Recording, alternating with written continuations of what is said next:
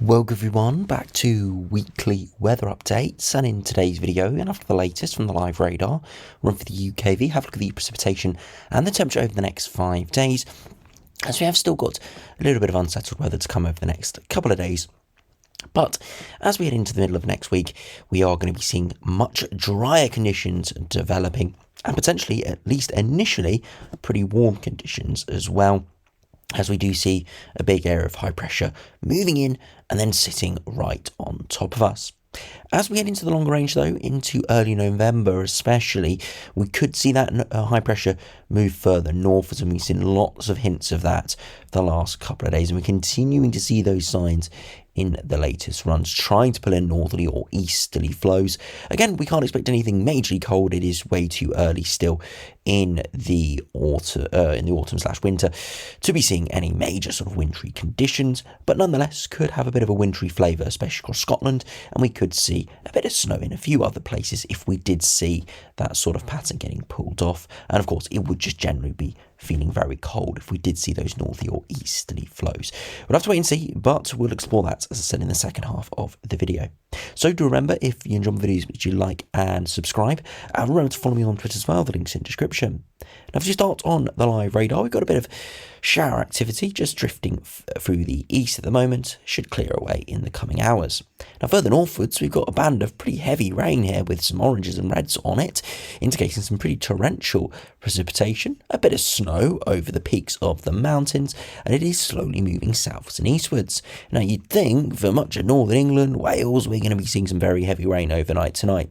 Actually, it is going to dissipate away pretty quickly. Still going to rain in places through Sunday, but it's not going to be this intense, and it should hopefully not drop too much more rain as it moves in. And this is because high pressure is building in, coming up against this weather front and slowly bleeding it away so that we don't see too much in the way of precipitation elsewhere.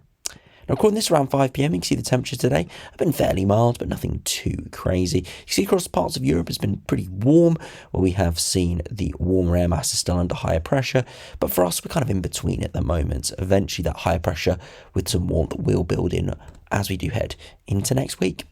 Now, if you look at the latest UKV now, if we do start on the precipitation, you can see as we head over the next few hours, that rain will slowly edge southwards and eastwards overnight tonight. Still have a bit of heavy rain along it, but you can see it definitely loses its beefy nature and disintegrates away as it spreads southwards and eastwards into Sunday morning. Now, for much of Sunday, it's going to be pretty dry and pretty sunny. Do see a bit of rain spreading in from the west, but again, shouldn't expect anything too major with this. It will slowly move in, mostly light to moderate in intensity, could pep up a few times through Sunday night into Monday, and will just give a bit of a miserable feel there. We're not expecting high rainfall totals or anything like that, just could be miserable, as I said, in places. Now, as we get into the middle of the week, slowly all that precipitation starts to peter away, and for much of Tuesday and Wednesday, for most, it's fairly dry. Now, it's a bit cloudy, still got a bit of trapped mist and fog around, and a bit of humidity, which, as I said, keeps that cloud around. But you can see further northwards a little bit of rain. But hopefully, as we progress through the week, especially into Halloween afternoon and evening, hopefully you see a bit more of clearer skies building in. But because these warmer air masses with higher pressure, it can sometimes trap mist and fog at the surface. That's something we do need to be wary of this coming week. You can see that with the upper air temperatures. Again, nothing spectacular, but above average for the time of year, and it's going to dominate for much of next week. Colder air masses flirting to our north. Eventually, those could move in, but for the time being, with high pressure sat directly over the top of us, you can see here it's really just extending in by this stage. We're not going to see much change in air mass, at least initially. Now, if you head into Sunday, you can see temperatures during the day aren't going to be massively warm. They're going to be a little bit chilly, 10 to 12 degrees, and that's mainly because we do have that weather front moving through tonight. Yes, it peters away with its precipitation, but it still brings through colder air, and that means that those temperatures will be a little bit cooler tomorrow, but generally average, maybe slightly below in a few spots, but again, nothing that deviates too far from what we should expect this time of year. As we head into Monday, we're milder once again, temperatures back into the low to mid-teens for all, and into Tuesday, a similar story, maybe even 16, 17. In the far southeast, And then finally into Wednesday, a very similar picture, and expect the same as we do head into Halloween. It does look like it's going to be a pretty mild Halloween this year. Now, to go over to the longer range prospects now, the midday run's only just coming out, so we won't be able to go right on to the extended range, but really, as long as we get to sort of the day 10 period, that's kind of the more reliable time frame.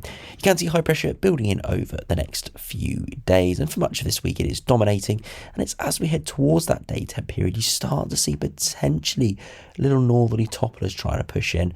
Not having too much success today on this GFS run, but still interesting nonetheless, and you can see right towards the end of the run, it's actually pretty mild, cold air kind of running over the top of us. The risk is there for it to push in, but it doesn't seem like it's going to happen on this GFS run today. But still high pressure building in, so even if it doesn't go cold, it's still going to remain very dry, and I think everyone can appreciate that. You can see this here. We're in this little pocket of very little precipitation, and we must remember most of the rain falling in this period is coming in the next 48 hours. Beyond that, where we are, very little rain at all. So I'd like to show this chart in another day or two's time. Hopefully out to sort of day 10 period, we have minimal to none, which is really quite exceptional for early November. We hardly ever see that, where we see a full sort of 7 to 10 day forecast from a model and it has nil rainfall, but that's kind of what we're seeing here. If you take out these first 2 days, yeah, very little rainfall at all coming as high pressure builds in. Now, the GM is a midday run as well. So again, only got out to, we've got out to day 10, so we've got the full run here. Again, high pressure is building in, trying to edge northwards, and it has more success today. Or at least the GM has more success than the GFS. Not saying it's going majorly cold, still not detaching this area of high pressure. We kind of need these lows to undercut it and pull in that northeasterly wind, but nonetheless trying to pull in chillier air here towards day 10, and again wouldn't be surprised if we saw some frosts or some generally chilly conditions with this sort of pattern.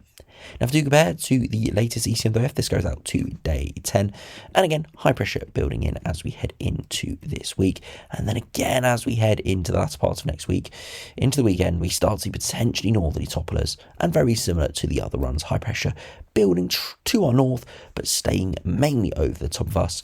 Again, could see some chillier air masses at times, but generally not expecting anything too major as we head into early November at this stage. But of course, things could still arrive, and you can see even here getting the -5 isotherm in, which is cold, as I said, for early November. Now, if you finish by looking at the latest ensembles, these latest GFS, these are the 6 o'clock ensembles, as the midday runs will not be out yet. See, around average or above average over the next 5 or 6 days, but pretty much as soon as we head into November, around the 1st or 2nd of November, so later this week into the weekend, we do see a big temperature drop. Again, a lot of uncertainty whether we will actually see this temperature drop or not. This is that potential northerly or northeasterly toppler moving in. Again, we'll have to wait and see, but there are some very cold runs here. There are some very mild ones, and eventually, as we head into the longer range, it remains very dry, so strong high pressure signal. And you can see very up and down with those temperatures. So pretty much zero agreement really from the exact wind direction as we do head into the first third of November. But the one thing that the models do agree on, that is high pressure firmly in control. Now, to finish by looking at the latest ECMWF ensembles, broadly very similar, very dry over the next couple of weeks, very little precipitation. Considering we have 50 ensembles here, 50 perturbations, so yeah, pretty ridiculous indeed. And you can see that the temperature drop is a bit more pronounced here from the ECMWF, so more going for that, and the ensemble average is around average or slightly below average into early November, so again, that is interesting to see. We'll have to wait and see exactly how it does develop over the next couple of weeks, but definitely looks like the end of October will be dry and warm, dry apart from the next potential day or so, and then into early November, staying dry, but potentially turning colder or at least chillier. Maybe more frosts and maybe slightly colder conditions inevitably as we do descend towards winter. So anyway, thanks for watching, hope you enjoyed, subscribe if you're new, and I'll see you again for another video soon.